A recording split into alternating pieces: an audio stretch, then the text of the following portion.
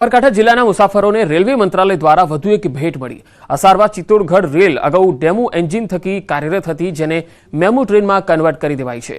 રાજ્યસભા સાંસદ રમીલાબેન બારા, પૂર્વ સાંસદ દીપસિંહ રાઠોડ અને હિંમતનગર ધારાસભ્ય વીડી ઝાલા સહિત રેલવે વિભાગના અધિકારીઓ દ્વારા મેમુ ટ્રેનને ફ્લેગિંગ કરાવવામાં આવ્યું। વિદ્યુત પાવરથી ચાલનાર મેમુ ટ્રેનના કારણે મુસાફરોનો સમય બચશે, રેલવે તંત્રની આવક પણ વધશે।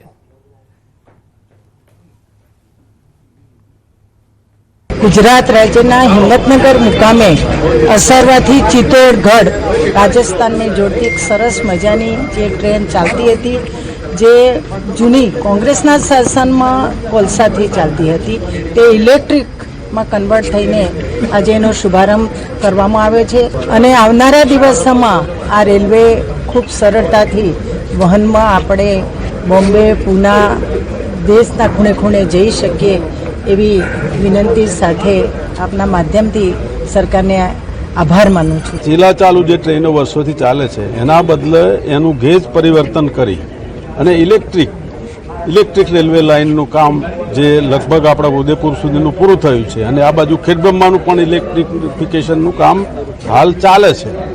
એટલે આવા નવા પ્રોજેક્ટો આપણા લોકપ્રિય વડાપ્રધાન મોદી સાહેબ ગુજરાતના છે।